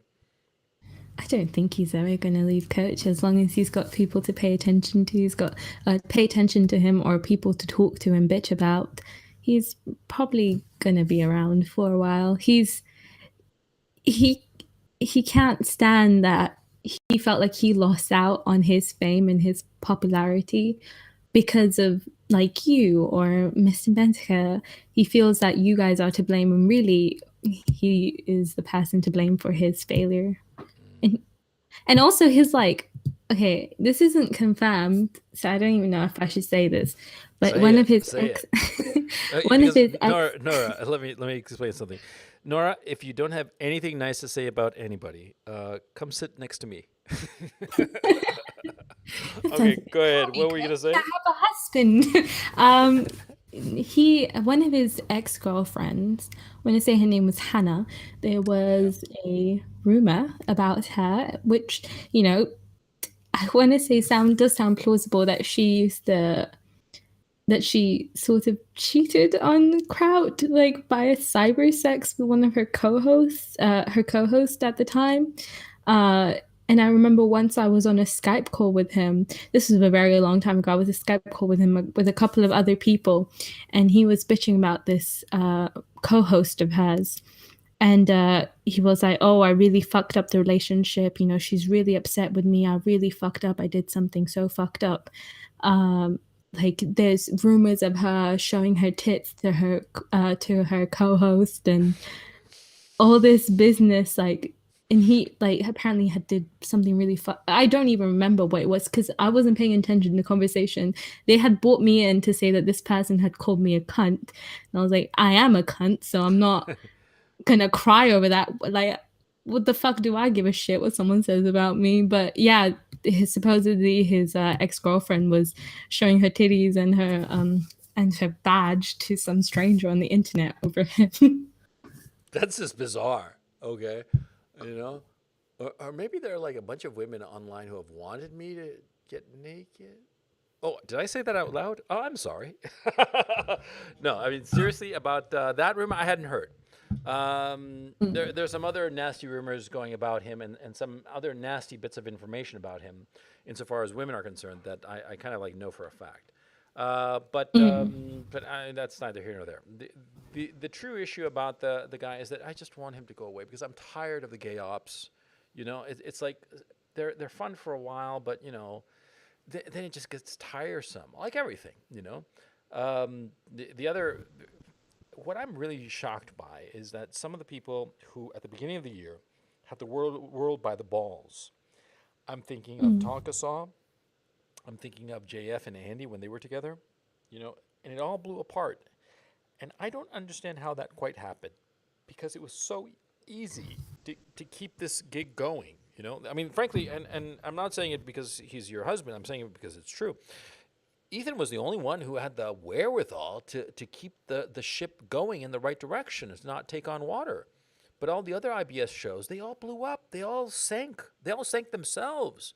It wasn't that they hit an iceberg. It's sort of like they crashed into themselves in some weird way. It's just bizarre, Ethan was the only one who had the wherewithal to not allow that to happen to his show, and I don't get it. I don't get how they fucked up such a sweet gig, because Medicare himself said it. All it is you just book good guests and shut the fuck up and let them slug it out and collect money. That's the gig. It's easy, okay? And somehow Tonka and JF and Andy, they had their blowout and the whole thing, and it's just it's just remarkable. And Well, it's really obvious they acted like bitches and no one really cared to watch anymore. Such stupid, petty drama they letting get in the way of their business and even in the way of their friendships. Now, I can't speak for JF and Andy. There was a lot involved there. I think both are way happier doing their own thing. But as for Failure and Tonga and Bam Candy, look at the stupid shit they got involved with. They're terrible at running a show. They have absolutely no personality, no charisma. They have minutes long stretches where no one says anything. It makes me feel physically uncomfortable when I hear that. Yeah. A stream where no one's Yeah. talking. What's the point? Turn off the fucking stream. During stream, they'll be eating their fucking lunch and just not talking. At least that's what I remember. I haven't seen it in fucking ages, but they got so bitter and so angry at other people again for their own mistakes. No, you did this to yourself, and now you're angry at other people. Piss off. Learn some responsibility in your life. Yeah, I completely agree. And the dead air is, yes, I agree. It's creepy as fuck because it's like long stretches. And sometimes Tonka will say something, it's sort of like a question, and nothing happens for like the longest time. And it's just like it makes me tense, to tell you the truth. Mauritian? It just doesn't make any sense to me. Like, I don't really get involved in the IBS stuff because it's not really my thing. But who runs a stream and for no reason leaves it with no audio? Like, if I need to take a leak or something, I'll just let the other guy talk. Like, you never leave dead air. It's actually against the law if you're doing something like radio. But why do it like that? It's just asking people to leave. Because they have nothing interesting to say, no good points to add. They were so used to just getting guests on that would just fight and bitch and cry at each other that they never really have to practice being a good host, because obviously, Coach, I'm sure you know, and I'm sure you know as well, that it takes practice to be a good host. It takes time to learn how to command an audience and also to grow an audience and keep it.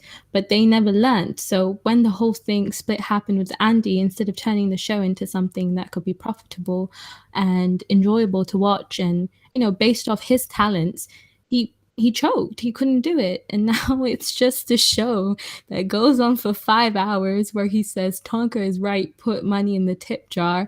I'm going to beat Andy's ass, and dead air. Yeah. Do you think the fight is actually going to happen, Nora? Yeah, I think so. Because if it's not going to happen, Tonka might as well just leave the internet now. It'd just be shameful. I do think it's going to happen. I know a lot of people say it's not going to, but yeah, he needs it. He needs this more than he's ever needed anything before in his life. Well, I don't know about that, but I'm very negative on the possibility that the fight will actually happen. Okay, I mean, I bet Ethan $20 on it. We're gonna send whoever wins sends the money to charity, but I'm saying $20 says that he doesn't show up, and Ethan's like, yeah, he'll show up. Okay. I'm sure Andy has like some sort of backup plan if either Tonka doesn't show up or a ringer for Tonka shows up, because that would be even lower than if he doesn't show. If he throws some ringer who's like, oh yeah, I'm Tonka, and it's like some 7-foot tall, hyper muscle black guy with a voice like Barry White, then come on, right? Yeah. I mean, if that happens, that's curtains for Tonka, even worse than if he's a no-show, maybe. But and I know that they have like a plan B, like I don't know if maybe even Andy and Ethan will get in the ring. That would be funny. I'd pay good money to see that. Yeah. But damn it! And I forgot. I gotta tell Ethan. You tell him, Nora. Tell Ethan to talk to Andy to get me access to be in his corner, because I'm taking like gear to the fight in Knoxville. I'm taking a gimbal and a high frame rate camera to shoot like Coach Kino all the way. I'm gonna go whole hog on this fucker. I'm gonna make it happen like in a big way. Yeah. Have you got one of those So cameras you're planning that to like 10,000 frames a second, and you can do it slow mo? Yeah, that's exactly what I got. Oh. Yeah, it's an RX10 Mark IV, a Sony. It's a bridge camera, but it's got the highest frame rate at 4K. So it's gonna be fucking awesome. Yeah. So yeah, you got to tell Nora, tell Ethan to tell Andy. I know this is like telephone, right? But tell him to make sure that I'm in his corner.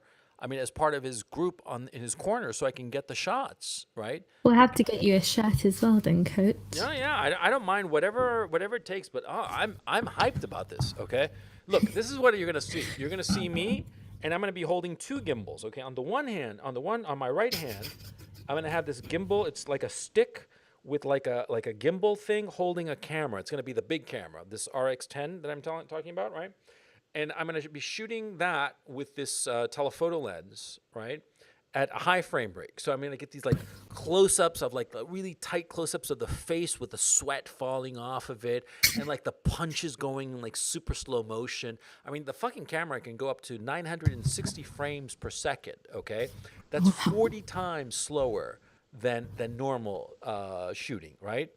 And with the bright lights, it'll look fantastic. So I'm not worried about that of compensating, although I'm doing testing to make sure, right?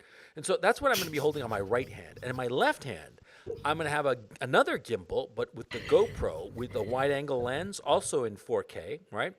And so I'm gonna be shooting like holding it up like those old time photographers, like they be holding a camera with their one hand and with their right hand, their left hand they're holding up the flash really high, like that. Okay, I'm gonna be holding the second gimbal up so I can get like broad shots of the whole thing, right? Also in 4K. And not so much super slow motion, but it's going to be at a high frame rate, so I have a lot of material in the editing suite. No, it's going to be fucking epic, right? So you got to tell Ethan to tell Andy that I'm going whole hog. I'm going to actually spend like money because like the Patreon money that I'm getting, as I've told my Patreon subscribers, I'm blowing it all on gear.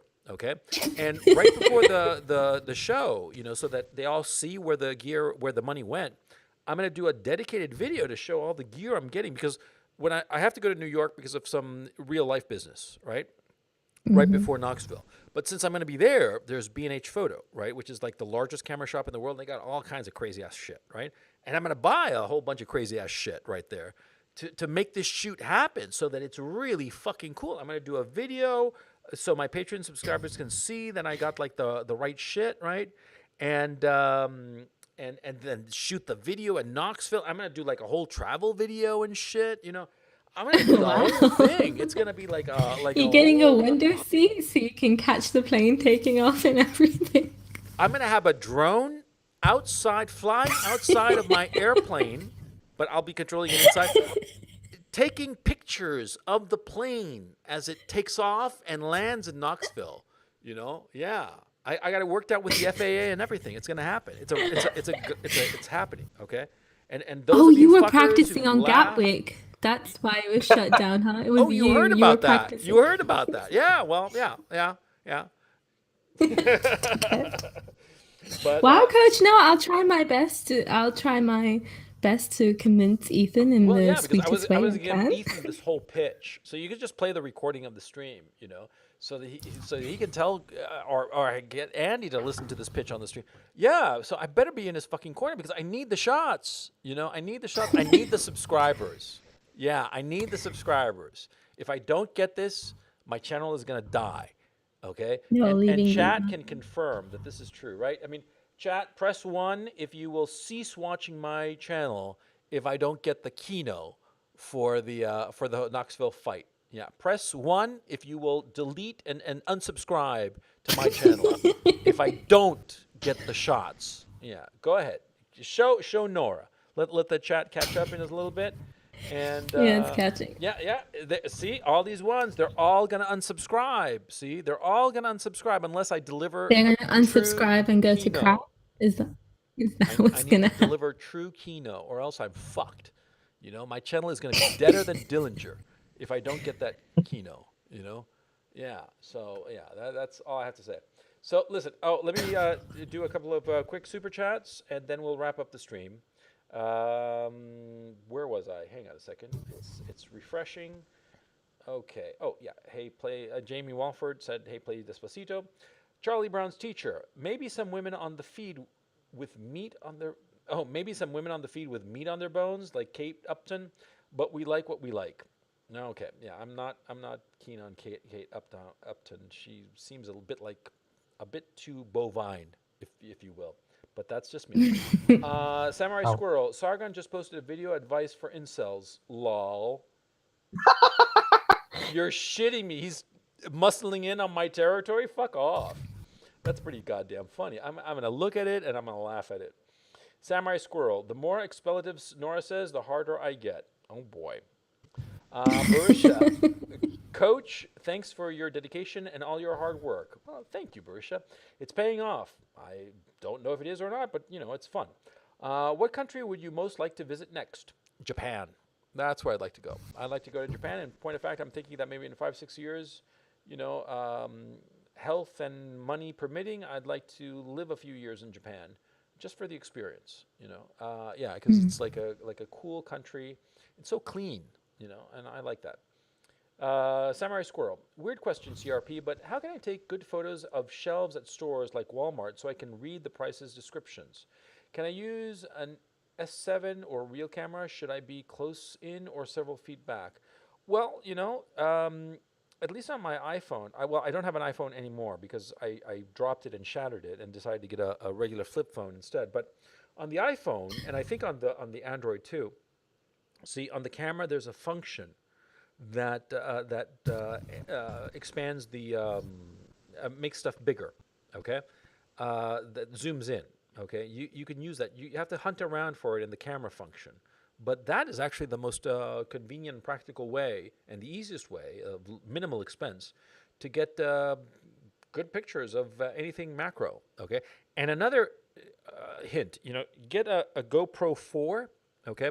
A GoPro 4 nowadays used because now they're up to number 7, I think. A GoPro 4, you can get it for $50 used on Craigslist, right? So you get a GoPro and you pop off the cap of the lens, which is the little plastic bit around the lens, right? And then take a pair of pliers and turn the lens housing counterclockwise, okay? About between 90 degrees and 120 degrees counterclockwise, and all of a sudden you have a macro camera. Not kidding. That's the hack, and it's really useful to have a macro camera like that. What you should do to really get the focus correct is plug in an external monitor to the little thing, right? Just so that when you twist it around, you get the exact focus that you want.